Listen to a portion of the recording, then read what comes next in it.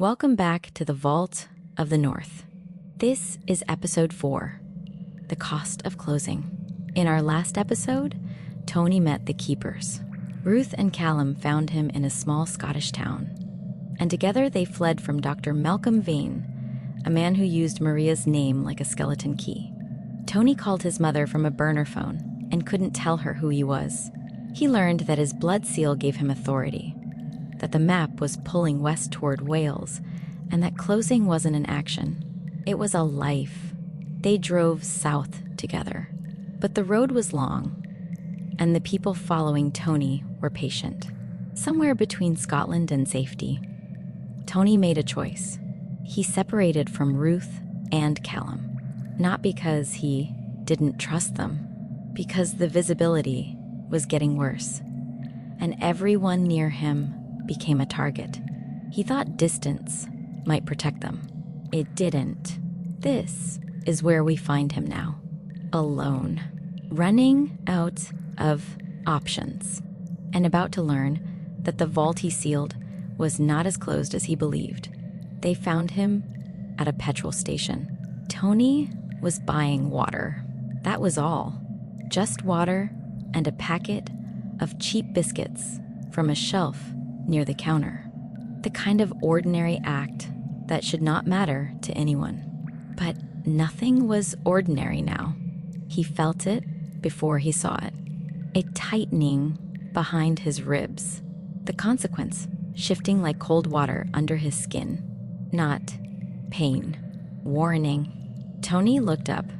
Through the smudged window of the station shop, he saw a black car pulling into the forecourt. Slow. Deliberate.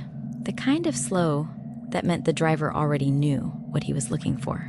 Tony set the water down. The woman behind the counter glanced at him, then looked again. That double take he had learned to dread since leaving the vault. Her eyes lingered a beat too long, as if she had seen his face somewhere, but could not remember where. Tony's stomach tightened. "Everything all right?" she asked.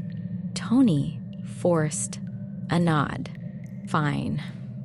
Thanks." He left the water on the counter and moved toward the back of the shop. His heart beat hard and steady. Not panic, discipline. He had learned the difference inside the vault, where panic meant noise and noise meant failure. The shop's rear door opened onto a narrow yard. Bins, stacked crates. A low wooden fence, slick with rain. Tony climbed the fence without stopping. His hands gripped the wet wood. His boots slipped once on the top rail, then held. He dropped into an alley that smelled of damp cardboard and old cooking oil. He started walking, not running. Running drew eyes. Behind him, the black car's door opened. He did not look back.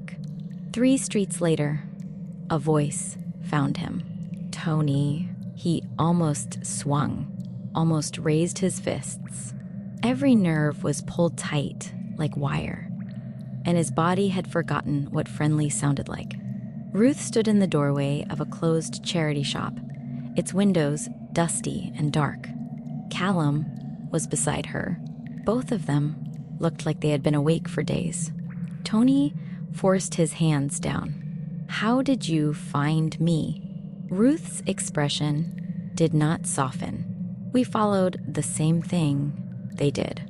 Tony's jaw clenched. "My trace. Your visibility," Ruth corrected. "It is getting louder. Every day." Tony's chest burned. He knew what she meant. Since leaving the vault, the world noticed him. Not just people.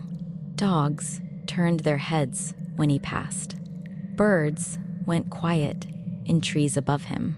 Even the weather seemed to pause when he stood still for too long, as if the sky was watching. Ruth stepped closer. Her voice dropped low. "The Scottish vault is destabilizing." Tony stared at her. Cold crept through his stomach. "I sealed it. The blood seal. I closed it. You sealed your trace, Ruth said. Not the breach. Not fully. Tony's mouth went dry. The custodian said, "The custodian told you what was true at the time." Ruth interrupted. "Things have shifted. Eleanor's people have been probing the perimeter, not touching the vault, not entering, but pressing, testing, leaning against the edges, and the network is responding." Tony felt cold spread through his chest, a spreading sense of failure he could not argue with. Responding? How? He asked. Callum spoke. His voice was tight and clipped. "Animals are circling the hill in patterns that do not follow instinct. The heather near where the door was is dying in a perfect ring. Locals within 30 miles are reporting compass failures. Their phones point north when they should point south." Tony swallowed hard. Ruth held his gaze, steady, unblinking. "You need to go back," she said. Tony's stomach dropped. "Back to the vault? Back to the vault." Tony closed his eyes. He thought of the darkness inside, the custodian's voice that came from everywhere and nowhere, the shadow that had entered him like cold smoke through a crack in a door, the pain of claiming knowledge and then releasing it, the sound the door made when it sealed. He thought of Eleanor outside, waiting, patient, certain. "When?" Tony asked. Ruth's answer came without hesitation. "Now." They drove north in a car that smelled of old coffee and damp upholstery. The engine rattled over 50 miles per hour. Callum drove with the focus of someone used to moving fast, through places he did not want to stay. Ruth sat in the back with Tony. She studied a map. Not Tony's map, her own. Simpler, covered in small circles and dates, written in precise handwriting. Each circle was a vault event. Each date was a disturbance recorded. Tony noticed how many circles there were. Dozens, spread across the UK, across Europe. Some old, some fresh. "How long has this been happening?" he asked, quietly. Ruth did not look up. "Longer than your lifetime." Tony stared out the window. Scotland rolled past in layers of green and gray. Hills rising and falling like slow breathing. Cloud shadows moving across the land like thoughts that could not settle. His phone sat in his pocket, still on airplane mode, still silent. He thought of Maria, the phone call on the burner. Her voice saying, "He does not carry the world alone. That is not his job." His throat tightened. "What happens if I can't close it?" Tony asked. Ruth looked at him. Her expression was the kind of honest that cut like a blade. Then the instability spreads. Other vaults react. Balance shifts across the network, and things that should stay sealed begin to open on their own. Tony's hands curled into fists on his knees. "So it's my fault," he said. Ruth's voice stayed level. "It is your responsibility. Vault is a luxury for people who don't carry seals." Tony almost laughed. The sound died before it reached his mouth. Callum glanced in the rear-view mirror. His eyes narrowed. "We have company," Callum said. Tony turned. Through the rear window, 200 meters back, a silver car followed at steady distance, not closing the gap, not falling behind, just matching their speed like a shadow stitched to their wheels. Tony's consequence stirred inside him, cold and alert, pressing against his ribs like a hand. "Eleanor?" Tony asked.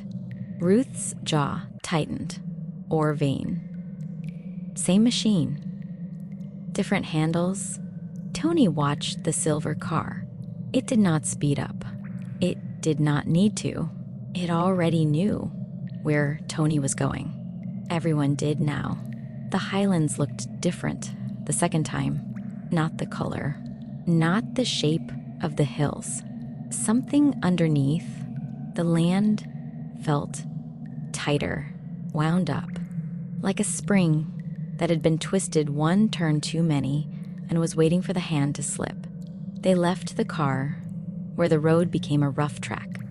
Callum stayed by the vehicle, arms folded, eyes on the silver car that had parked 200 meters back. Ruth walked with Tony across the open moor. The wind was sharp. It cut across the ground like it was searching for something specific. Tony felt it push against his chest, as if testing whether he belonged here. The consequence inside him pulled, stronger now than at any point since leaving the vault. A cold gravity pointing toward the hill in the distance. The same smooth curve. The same unnatural symmetry that looked designed rather than grown. But something was wrong. The heather around the hill's base was brown. Not autumn brown. Dead brown. Blackened in places, a circle of dying ground spreading outward from where the door had been. The radius was already 15 meters wide. Tony stopped walking. "That's new," he said. Ruth nodded. 3 days old. Growing half a meter every day. Tony stared at the dead circle. It looked like a wound in the land, like something beneath the surface was bleeding out.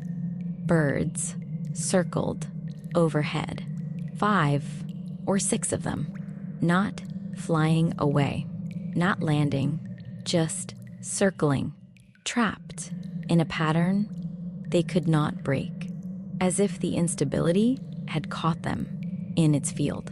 Tony's thumb throbbed, the old cut from the blood seal, still healing, even though it should have closed days ago, still connected to the network in ways he did not fully understand.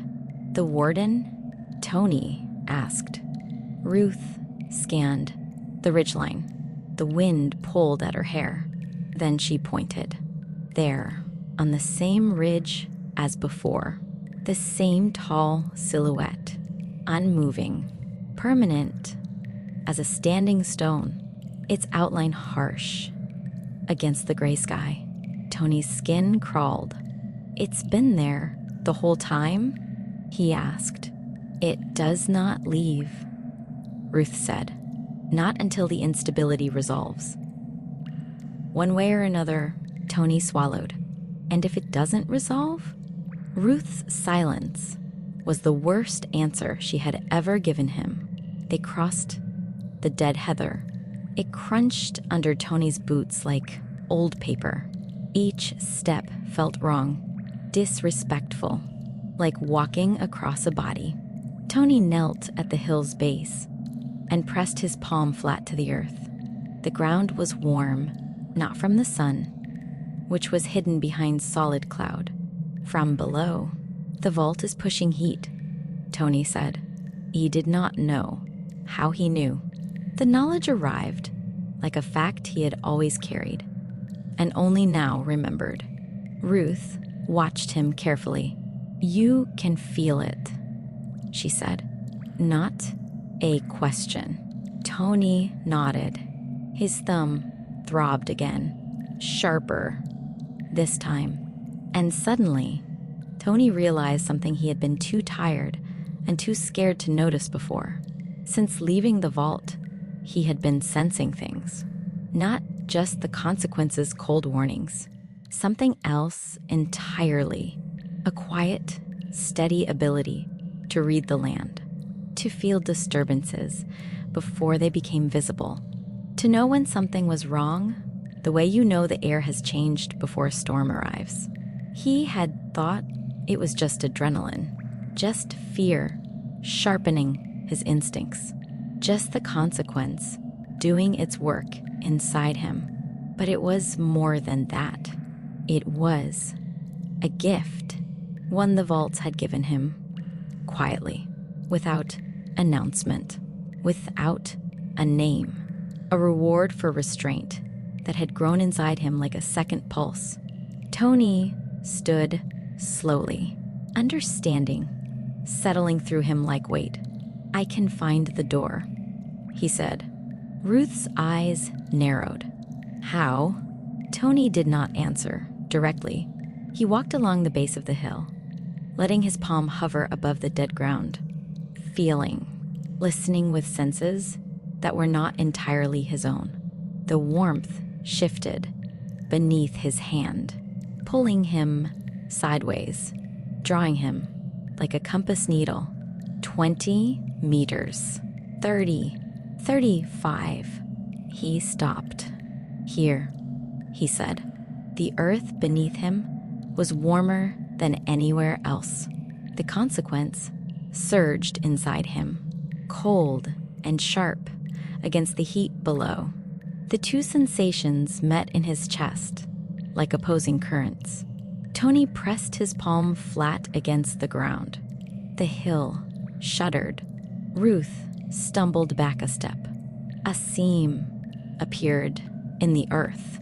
That same clean line, that same ancient precision. Stone meeting stone beneath grass and soil. The door was opening. Cold air breathed outward from the gap. Old air, unchanged for centuries. It carried the smell of underground water and deep stone. Tony looked at Ruth. "Stay here," he said. Ruth's expression hardened. "Tony, this is mine," Tony said, not with arrogance, with something quieter, something closer to resignation. "The vault let me in before because I went alone. That's how it works." Ruth stared at him for a long moment, reading something in his face. Then she nodded. Once. Tony turned to the opening. He drew a slow breath, felt the cold air on his face, felt the pull inside his chest, and he stepped into the dark. The darkness was familiar. That was worse than strange. Tony's body remembered this place. The cold, the weight of stone above, the silence so complete it felt solid. His muscles tightened with recognition, the way a hand tightens around a wound it has held before. The door sealed behind him. That same soft, final click. Tony waited, eyes adjusting. The pale glow appeared at the center of the vault, steady and calm, like moonlight caught inside glass. The custodian stood on the platform, unchanged. Still, that impossible shape, stone and mist, edges refusing to settle, surface shifting like wind on water. Tony walked forward. His boots echoed on the stone floor. He stopped at the platform's edge. "I'm back," Tony said. The custodian did not acknowledge the statement. It spoke as if continuing a conversation that had never paused, as if Tony had been gone for minutes, not days. The breach has widened. Tony's chest tightened. "I sealed my trace. I did what you asked." "You sealed your trace," the custodian confirmed. "You did not seal the consequence of opening." Tony frowned. "You said the blood seal would stop others from using my trace." "It has," the custodian said. "But the acquirers do not need your trace. They need only pressure. A vault that is closed but unstable can be forced open by sustained external attention. They are pressing. The seal bends." Tony's stomach sank. "Eleanor, her people probing the perimeter, testing, leaning against the edges, like someone pressing their shoulder against a door that was shut but not locked. "How do I stop it?" Tony asked. The custodian's surface rippled. "You must reinforce the seal," it said, "not from outside. From within." Tony's jaw tightened. "How?" The custodian turned slightly. The light on the platform shifted. Symbols Tony had seen before glowed brighter. New ones appeared alongside them, arranged in a circle around the platform's edge. "Speak your authority," the custodian said. Tony blinked. "My authority? Your blood anchors this vault. Your intent sealed it. Now you must speak a boundary that the network will enforce permanently." Tony remembered the Highlands outside, the creature in the heather during his first visit, how he had shouted stop, and the land itself had obeyed. "Like before," Tony said. "When I stopped the creature?" "Yes," the custodian said, "but deeper. A permanent boundary, not a shout, a declaration." Tony's palms were damp with sweat. "What happens when I do?" The custodian's voice lowered. The vault seemed to draw inward. "Pain," it said. "The human body is not built for this.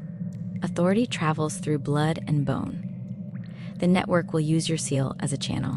You will feel the weight of it." Tony's throat tightened. "Pain without injury?" "Yes," the custodian said. "The cost of speaking with the full weight of the vault behind you." Tony breathed in, slowly, held it, let it go. "And after?" he asked. The custodian paused. The light dimmed slightly. "After," it said, "the vault will require payment." Tony's heart sank. He had known this was coming.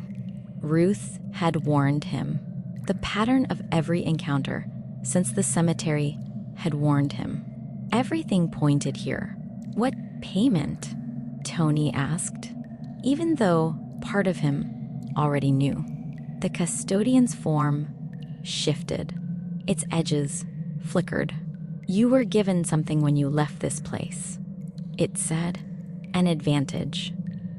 Small, quiet. It grew without your knowledge."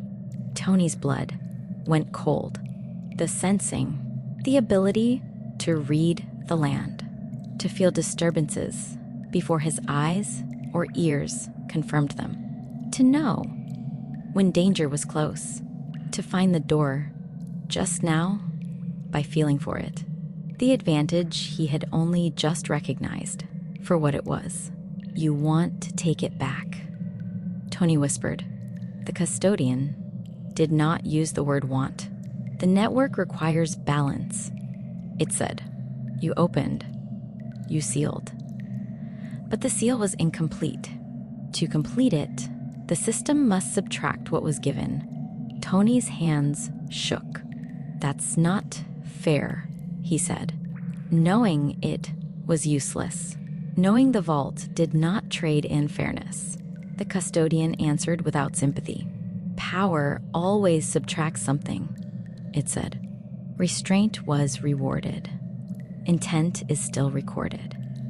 But the network does not give permanent gifts without permanent cost." Tony stared at the custodian. He thought of the advantage, how it had saved him at the petrol station, how it had told him where Eleanor's people waited outside the pub, how it had guided his hand to the door minutes ago. Without it, he would be blind, not physically, but blind in the way that mattered most. The world would still see him, but he would no longer see the world coming. "If I lose it," Tony said slowly, "I lose the only edge I have." The custodian's voice was quiet and final. Yes. Tony looked down at his hands, calloused from work, scraped from climbing fences and scrambling over stone. Cemetery hands, grave cleaning hands, not hero hands. Can I refuse? He asked. Yes, the custodian said, and the instability will grow. Other vaults will respond. The breach in Wales will deepen. Balance will shift further. People who have nothing to do with this will be affected. Tony closed his eyes. People would suffer, not because of anything they had done, because Tony held on to an advantage that was not truly his. The vault did not punish greed with fire. It punished greed with consequence.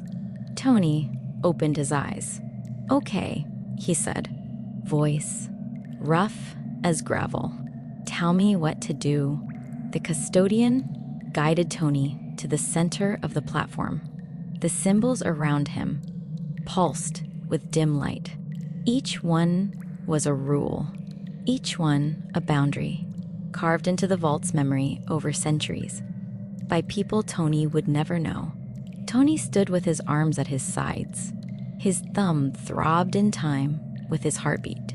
Speak your name, the custodian said. Antonio Reyes.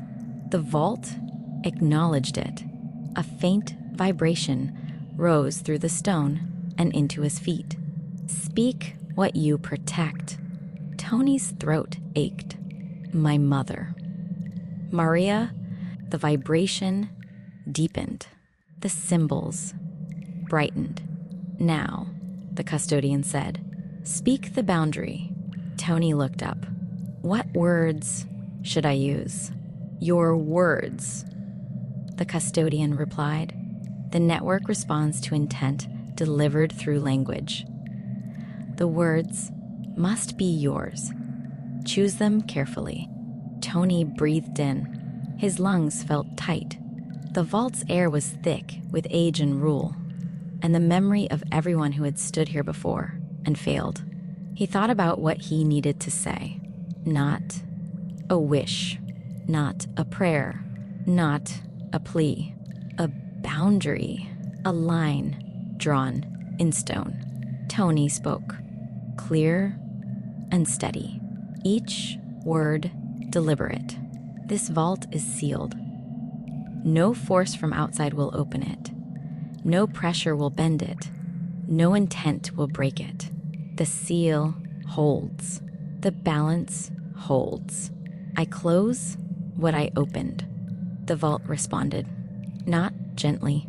Pain hit Tony, like a wave of ice poured directly into his blood. He gasped. His knees buckled. He caught himself on the platform's edge, fingers white against the carved stone. His jaw locked, his vision blurred. It was not a cut, not a bruise, not a burn. It was deeper than all of those.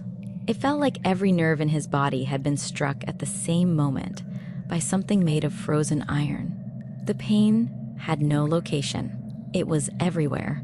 In his teeth, in his spine, behind his eyes, in the soles of his feet. Tony cried out. The sound echoed through the vault and came back to him distorted, older, as if the stone had aged it. His vision swam, and for a terrible expanding moment, he saw the network. Not the map, the actual network. Lines of connection running beneath the earth like roots of a tree, the size of a continent. Vaults glowing at junctions, some bright and stable, some dim and struggling, some flickering like lights in a storm. He saw the instability, a dark pulse spreading outward from this vault toward the west, toward Wales, toward other points he did not recognize. The chain reaction Ruth had described. The boundary he had spoken was working. He could feel it closing around the vault, like a hand tightening over a wound, squeezing the instability inward, containing it. But the pain, Tony's teeth clenched so hard his jaw ached. Tears ran down his face, not from sadness, from the sheer weight of the network passing through his body, like electricity through a wire never built to carry it. The custodian watched. It did not comfort him. It did not intervene. It waited. The pain peaked. Tony's back arched. He screamed again. The sound was raw and honest, and it bounced off stone walls that had heard worse and survived. And then the pain stopped. Not gradually, instantly, like a switch thrown in a dark room. Tony collapsed flat onto the platform. His whole body trembled. Something inside him felt scorched, not damaged, bent, like a fuse that had carried more current than it was rated for. He knew, without being told, that doing this again would cost more. The body remembered what authority felt like, and the body would resist harder next time. "Is it done?" Tony whispered. The custodian answered. "The boundary holds," it said. "The instability is contained." Tony let his forehead rest against the stone. Cool, ancient, indifferent to his suffering. And now, the custodian continued. "The payment." Tony's stomach dropped even though he had expected it. He felt it before the custodian said another word. A pulling sensation, not from outside his body, from inside. Like something rooted deep in his chest was being gently, firmly, carefully extracted by hands that knew exactly what they were doing. The sensing.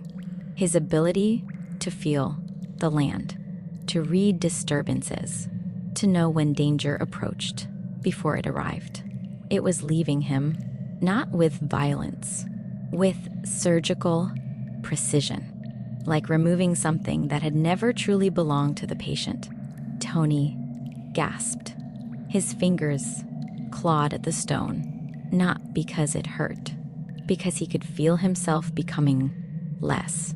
The world outside the vault, which he had been able to sense through stone and earth and distance, went quiet. The birds circling above the hill, gone from his awareness. The dead heather, gone. The warmth of the ground, gone. Ruth, waiting outside. He had felt her presence like a faint heartbeat at the edge of his mind. Gone. Tony lay on the platform and felt the emptiness settle where the advantage had been. "No," Tony whispered. Not a refusal, a grief. The custodian's voice carried no sympathy. "The cost is paid," it said. "The seal is complete." Tony rolled onto his back. The world could still see him. His visibility was permanent. But the early warnings were gone. The compass that had pointed him toward danger had fallen silent. He was a target that could no longer see the gun. "You gave me eyes," he said to the custodian, "and now you've taken them. They were never yours." The custodian replied, "They were lent. The network gives temporarily to those it tests. You passed. The loan is returned." Tony stared at the shadows above him. "Restraint was rewarded," the custodian continued. "Intent is still recorded. You did not use the advantage for personal gain. You used it to protect. That is remembered." "Does that matter?" Tony asked. "Everything matters," the custodian said. "The vault remembers what people forget." Tony pushed himself upright. Every muscle ached with phantom weight. No injury, no bruise, just the deep exhaustion of a body used as a channel for something it was never designed to carry. He looked at the custodian. "Am I done?" he asked. "You are sealed," the custodian said. "This vault will not destabilize again, unless someone with greater authority overrides your boundary." Tony frowned. Greater authority? Who has that? The custodian did not answer. Tony filed the question away. Another mystery for a day when his body did not feel hollowed out. "The acquirers," Tony said. "Eleanor." "Will she stop pressing?" "No," Tony nodded. He had expected that answer. But the vault will hold? The vault will hold? Tony exhaled. It was the first clean breath he had taken since entering. He turned toward where the door should be. A faint seam of gray light appeared in the stone wall. "One more thing," the custodian said. Tony stopped. "The map has shifted," the custodian said. "You will see new movement. West." Deeper than before, Tony's chest tightened. "Whales? The network moves," the custodian said. "So long as you do." Tony stared at the exit. "Does it ever stop?" he asked. The custodian did not answer. Tony walked toward the light. The Highlands hit him differently now. Not the cold, not the wind, not the gray sky pressing down like a hand. The absence. Tony stepped through the opening, and the world lost a dimension. Before, the land had spoken to him in feeling and pressure. The hills had weight. The wind had meaning. Now it was just weather, just grass and stone, and a sky that did not care. Tony stood still, letting the wind hit him. Ruth was waiting, where he had left her.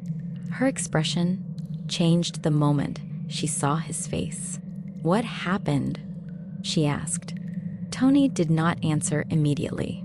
He looked at the hill behind him. The seam was already closing, grass and earth sliding back into place. "The seal is complete," Tony said. His voice sounded flat to his own ears. "The instability is contained." Ruth studied him. "And the cost?" Tony's jaw tightened.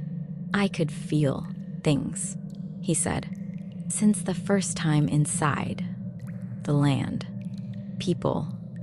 Danger approaching, like a compass built into my chest." Ruth's eyes widened slightly. Understanding arrived. "It's gone," Tony said. Ruth was quiet for several seconds. "I'm sorry," she said. Tony shook his head. "Don't be." It wasn't mine. The words were true. They still tasted like ash. They walked back across the moor. The dead heather was already changing. Color returning at the edges. Green pushing through brown.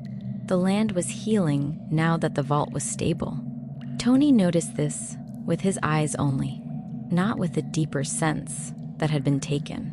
They were halfway to the car when Callum appeared, moving fast, his expression tight. "They're moving," Callum said. 3 vehicles. Coming up the track, Tony's stomach dropped. Ruth did not hesitate. "How far?" 5 minutes. Maybe less. Ruth looked at Tony, then at the ridge where the warden still stood. "We can't outrun 3 cars on a single-track road," Ruth said. Tony's consequence stirred inside him, cold and alert, the only piece of the vault still living in his chest. "Can I stop them?" Tony asked. His voice was steadier than he expected. "Like before?" The boundary word? Ruth's eyes sharpened. You just gave up the sensing. Using authority again. Will it work? Tony interrupted. Ruth hesitated. Callum looked between them. It might hold them. Ruth said carefully, your seal is fresh. The network might respond. But the pain will be worse, without the advantage to cushion it. You'll feel every bit. Tony looked toward the track. He could not see the cars yet, but he could hear something. Engines. Growing closer. He thought of Eleanor sitting in one of those vehicles. Confident, patient, waiting for the right moment to step out and offer him everything he could not afford. He thought of Vane's warm voice, Maria's name spoken like a tool. Tony turned to Ruth. Get in the car, he said. Drive south. I'll hold them. Ruth's expression hardened. That's not. I'll be right behind you, Tony said. But they need to stop. Even for 30 seconds. That's enough. Callum's jaw tightened. He looked at Ruth. Ruth stared at Tony for a long, dangerous moment. Then she nodded. 30 seconds, she said. Then you run. Tony nodded. Ruth and Callum moved to the car.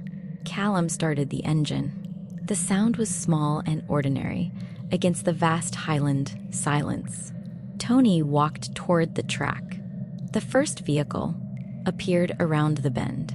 Black, large, tinted windows. The second followed close behind. A silver car. The third was further back. Tony stopped in the middle of the track. His thumb throbbed. The old cut, burning. He felt the consequence inside him tighten. Not guiding, not sensing, just present, like a hand on his shoulder. The first car slowed. Tony planted his feet, raised his hand. Not a fist, an open palm. And he spoke. Stop.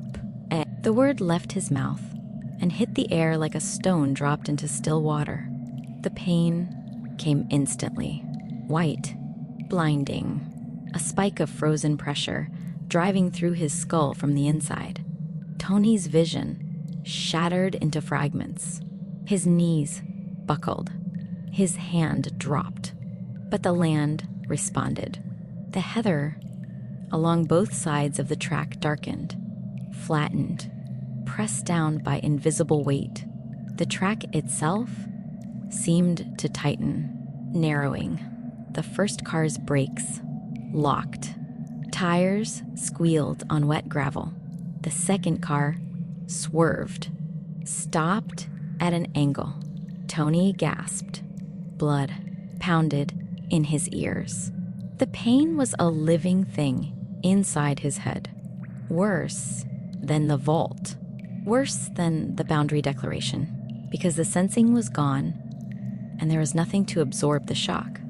His body was the wire, and the current had no cushion. Tony staggered, fell to one knee. Behind him, he heard Callum's car pull away, tires spinning on wet grass. The first car's door opened. A man stepped out. Not Eleanor, not Vane. Just a man in a dark jacket with a phone in his hand. He looked at Tony, then at the flattened heather, then back at Tony.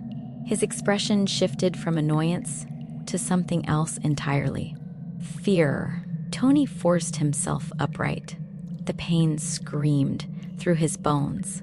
He could barely see, but he turned, and he walked, not ran.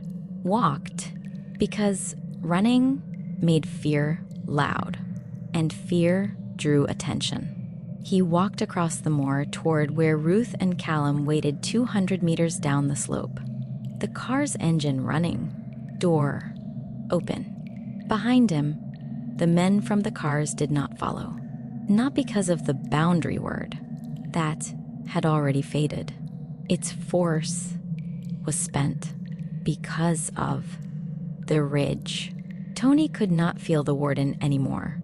That sense was gone. But the men from the cars could see it. Standing on the skyline above them, tall and still. A shape that did not belong to any category the human mind found comfortable. Not a hiker, not a statue, not a trick of light. Something older, something that watched with the patience of stone. One of the men pointed at the ridge. Another stepped backward so fast he stumbled against the car door. A third lowered his phone slowly. The way someone lowers a weapon when they realize the thing in front of them is beyond weapons. Through the wind, Tony heard a voice, sharp and clipped. Give an order. The men retreated into their vehicles without argument. Whatever they saw in that silhouette, it was not a suggestion. It was a border. The doors closed. The engines stayed running, but nobody moved forward. Tony reached the car. His legs nearly gave out on the last step. He fell into the back seat. Callum had the car moving before the door shut properly. The pain was fading now, slowly, like the tide pulling back from a shore and leaving debris. Ruth looked at Tony. You're bleeding, she said. Tony touched his nose. His fingers came away red. A nosebleed. From the pressure of the network passing through him a second time. He understood something then. Each use of authority took more than the last. The first time, in the vault, the pain had been enormous, but clean. This time, it had been worse, messier, harder to recover from. Like a muscle being torn by overuse. If he kept speaking boundaries, the cost would keep climbing. Authority was not a weapon. It was a debt that compounded. It held, he said. Ruth's voice was quiet. Yes, it held. Tony did not open his eyes. Good, he whispered. The town appeared an hour later. Small, quiet, ordinary in all the ways Tony now craved. They stopped for fuel. Callum went inside. Ruth stayed in the car. Tony stepped out to stretch his legs. The nosebleed had stopped. The pain had settled into a deep, dull ache in his bones that he suspected would never fully leave. He stood on the pavement and watched the town go about its business, and watched the town notice him. A woman walking a terrier looked at Tony and stopped. Her dog pulled at the lead, but the woman's eyes stayed on Tony, not with hostility, with a curiosity so strong it overrode her manners. Tony kept walking. A man outside the pub paused mid-cigarette. His gaze tracked Tony down the street. Tony's stomach twisted. This was his life, now, visible, always, without the sensing to tell him who was watching and why. He stopped outside a small office next to the post office, trying to breathe normally. A voice found him. You're the lad from the hills. Tony turned. A man stood in the office doorway, mid-50s, weathered face, tweed jacket that had seen decades of rain. The kind of man who had lived in the Highlands long enough to become part of them. His expression was neutral, professional, but his eyes were sharp as a surveyor's line. Sorry, Tony said. The man stepped forward, extended a hand. Alistair Drummond. I manage the Strathmore estate, properties, land rights, that sort of thing. Tony did not shake the hand. Alistair lowered it without offense. I don't blame you for being careful. Tony's guard rose higher. What do you want? Alistair glanced up and down the street, then back at Tony. People talk, Alistair said. Small towns. You came through here before. Folk remember you? He paused. More than usual, they say. Something about you sticks in the mind. Tony's chest tightened. Alistair continued. His tone was practical, like a man discussing fencing or water rights. Listen, lad. I don't know what you've been doing on those hills, and honestly, I don't want to know. But there are people asking questions. Outsiders, well-dressed, driving rental cars. They're making locals nervous. Tony said nothing. Alistair's voice lowered. I can help you. Quietly. A room at one of the estate cottages. A few £100 for travel expenses. A ride to wherever you need to go. No questions asked. No records kept. Tony stared at him. The offer was reasonable, practical, kind, even. It was also the most dangerous thing anyone had said to him since Vane, because Vaughn offered power disguised as help. Alistair was offering silence disguised as kindness. Both wanted the same thing, for Tony to be quiet, to disappear, to stop being a problem. Who asked you to do this? Tony asked. Alistair's expression stayed neutral. No one asked. Tony's eyes narrowed. Then why? Alistair hesitated, just long enough for the truth to leak through. Because people who cause noise on those hills tend to disappear, Alistair said. And I would rather help you leave quietly than watch you become a story that won't end well. Tony felt the honesty in it, not from the sensing. That was gone from years of reading people in Acton, in the cemetery, in the corridors of a college, where no one looked at you twice unless they wanted something. Alistair was not evil. He was practical. And practical men wanted problems to go away without noise. Take this, Alistair said. He reached into his jacket and produced an envelope. Thick. Obviously, cash. Tony looked at it. He thought of Maria, of the bills on the kitchen table, of the rent that never stopped arriving, of her hands, red and tired from 2 jobs and no rest. He thought of how easy it would be to take the money, find a cottage, rest, disappear into the Highlands like a shadow. Except he was not a shadow anymore. No? Tony said. Alistair's eyebrows rose. No, I don't want it. Alistair studied him. It's not a bribe, lad. It's practical help. I know what it is, Tony said. His voice was steady. And I know what taking it means. It means I owe this place silence. It means I fold into the quiet and stop being a problem.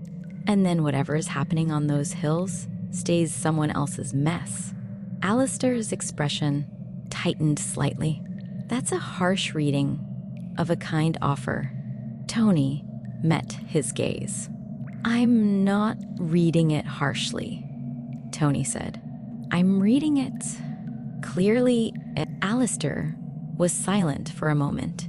Then he nodded, once, like a man accepting a deal that fell through. Your choice, Alistair said, but the offer doesn't come twice. And lad, people are already talking about you. That won't stop. He turned and walked back into his office. The door closed with a quiet click. Tony stood alone on the street. The wind picked up, cold and searching. His hands shook, not from fear, from the effort of saying no when every exhausted, aching part of his body wanted to say yes. He could picture the cottage, stone walls, a locked door, a bed he did not have to share with worry, money in his pocket that could buy a train ticket home, enough to hand Maria an envelope and say, "Here, rest, just for a month." But he knew what silence cost. He had seen it in the vault. Every choice echoed through the network. Every compromise left a mark. Taking Alistair's money would not make Tony disappear. It would make him compliant.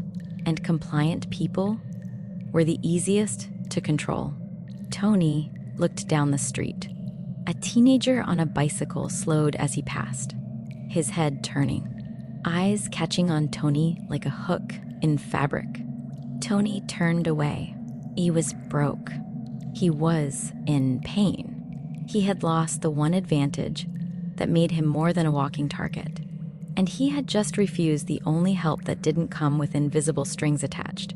His throat burned. His bones ached with the phantom cost of authority.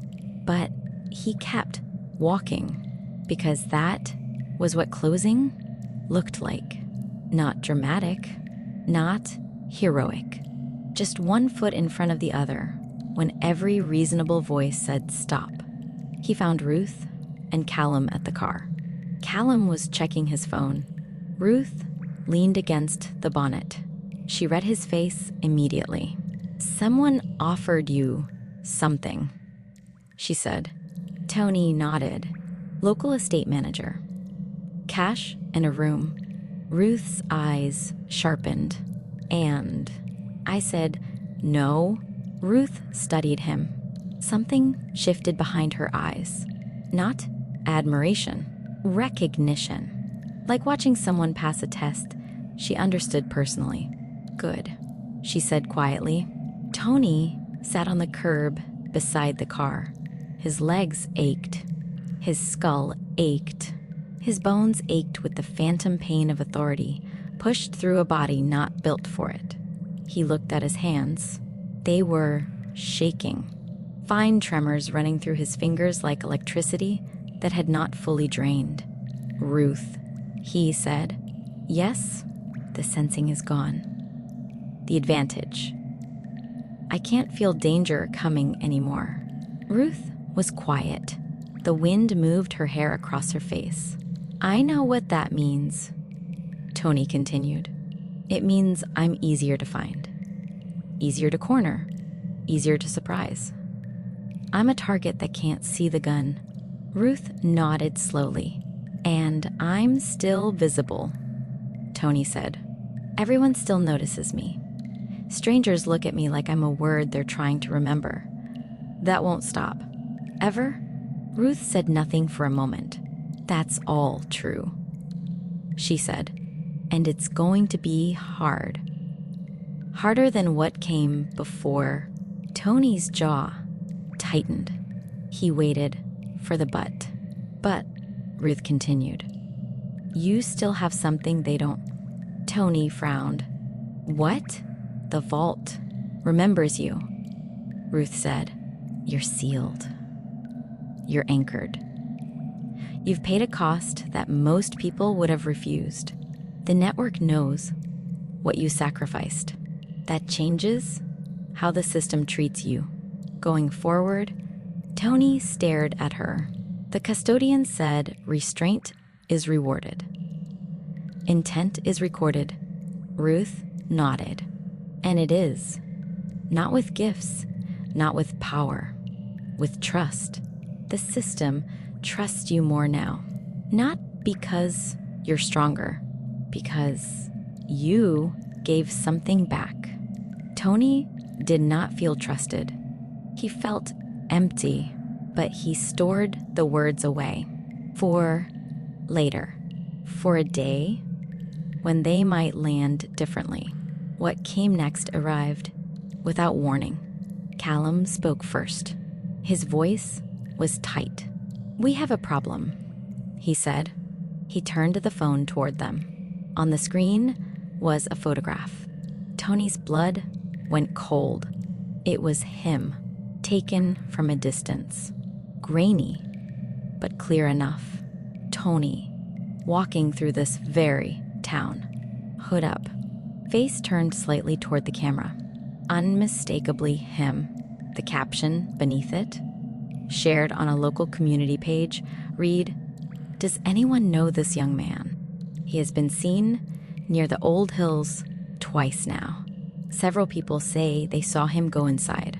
Tony's mouth went dry. Ruth took the phone. Her jaw tightened. "When was this posted?" she asked. 40 minutes ago, Callum said. 51 shares. Tony stared at the ground. 51 shares. In a town this size, that was everyone. And once it spread beyond the town, it was anyone. Eleanor's people. Vane's network. Anyone with an internet connection and a reason to look.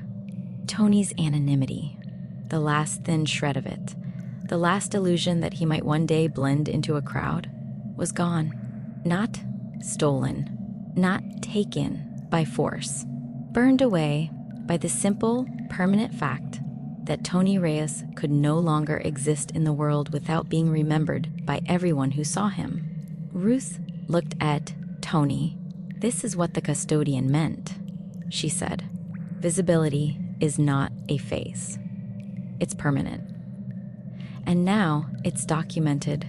Tony felt something shift inside his chest. Not the consequence. Something else. Something he had been carrying since the cemetery in London. Hope. The quiet, stubborn hope that all of this could be undone. That someday he could go back to being invisible. That the world would forget him. That hope broke. Silently. Completely. Like a glass set down too hard. Tony stood. "We need to leave," he said. Ruth nodded. They got in the car. Callum drove. The town shrank in the mirror. Miles passed before anyone spoke again. Tony pulled the map from his bag with stiff, aching fingers. He unfolded it across his knees. The Scottish vault marker was different now. The sealed ring was darker, thicker, solid, stable. The instability was gone. But to the west, the pulsing had changed. It was no longer a bruise. It was a crack. A thin, dark line running along the Welsh coast. Not a vault marker. Not an awakening. Something worse. A fracture. In the network. Tony's thumb throbbed. "That's not just another vault waking up," Tony said quietly. Ruth leaned over. Her expression tightened. "No," she agreed. "That's a breach. Something is failing." Tony stared at the crack. "Because of what I did." Ruth's voice was careful. "Because of what opening the Scottish vault set in motion. One weight shifts, others follow. It's a chain." Tony's hands tightened on the paper. Somewhere on that ridge, in Scotland, the warden still stood, watching, judging, waiting for the next rule to bend. And ahead, Wales waited, with its own vault, its own test, its own cost that Tony could not yet imagine. Tony folded the map. His hands were steady now, not because he was brave, because he had nothing left to lose except the choice to keep going. "What's in Wales?" Tony asked. Ruth's answer was quiet and exact. "The same thing that's in every vault," she said. "A question you're not ready for." Tony almost smiled. Almost. The car carried them south. The land rolled past in green and gray and ancient patience. Rain began, light and steady. The wipers beat a rhythm that sounded like a slow heartbeat. Tony pressed his forehead to the cold window. Behind them, Scotland faded into cloud. Behind them, a vault stood sealed, held shut by the word of a 19-year-old who had given up his only edge to keep it closed. Ahead of them, the map pulsed, and Tony Reyes, visible, unprotected, and in pain, drove toward whatever came next.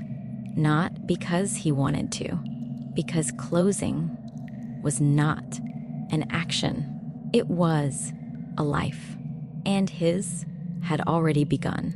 The Scottish vault is sealed, but the map is already pulling west. And what waits in Wales is not another door.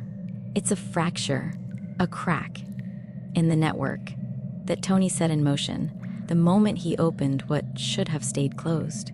He gave up his only advantage to finish what he started. Now he walks forward blind, visible, and carrying a debt that compounds with every boundary he speaks. This was Story Run, a cinematic adventure built to be heard. The story continues. If you want to keep running with us, subscribe. And if you know someone who needs a story like this, send it their way. The run continues.